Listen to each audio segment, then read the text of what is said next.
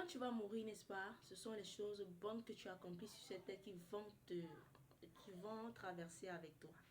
Ça, c'est une révélation. Ce ne sont pas des simples paroles, n'est-ce pas? Tu es vivante maintenant. Comment est-ce que tu te comportes? Quelle est ta manière de vivre? Quelle est ta manière de faire? Est-ce que les gens sont satisfaits de ce que tu fais? Est-ce que toi-même, quand tu vois ton comportement, ton caractère, est-ce que tu es satisfaite de ce que tu fais autour de toi? Est-ce que les gens pourront dire que waouh, celle-ci vraiment, c'est une grâce, c'est un don que Dieu nous a donné? Est-ce que c'est facile? De nos jours, c'est difficile d'en trouver. Laisse-moi te dire, l'on ne connaît pas le jour ni l'heure. L'on ne connaît pas le jour que nous allons partir. Mais moi, j'ai décidé de vivre chaque jour sur cette terre comme si c'était la dernière fois que je vivais. Comme si c'était mon dernier jour sur terre. Alors toi, fais pareil. Je vais vous raconter une histoire. Nous sommes en 2026, n'est-ce pas? Dieu m'a donné une très grande famille. Une famille très merveilleuse. Et dans cette famille, il y avait encore un très bon grand frère. Avec tellement de caractère. Avec tellement de bonnes valeurs. Il nous a inculqué cela avant de partir. Je dis partir parce que le 27 février 2026, aux environs de 16 heures, on nous a appelé que notre grand frère a été décédé à Douala. Il est décédé.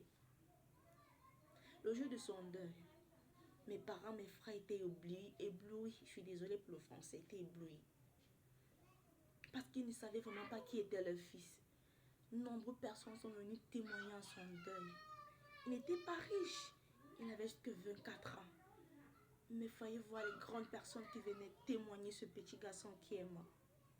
C'est pour te dire quoi? Change ta manière de vivre. Change ta manière de faire. Parce que Dieu te donne encore le temps pour te rattraper. Pourquoi est-ce qu'il est mort à 24 ans? 24 ans, c'est un moment que tu dois encore faire de bonnes choses pour ta vie. Mais à 24 ans, Dieu lui a appelé. Pourquoi? Point d'interrogation. Je ne peux pas juger Dieu, mais je ressens un très grand vide dans mon cœur d'avoir perdu un leader, un mentor pour moi. Mais je veux t'exhorter, toi qui m'écoutes, entends tes oreilles, étends tes oreilles plus qu'il en faut. Oui, écoute ce que je suis en train de te dire. Vis sur cette île comme si c'était ton dernier jour. Accroche-toi à Dieu. Donne ta vie à Dieu si tu ne l'as pas encore fait. Consacre tes jours, ta vie, tes heures à louer ce Dieu.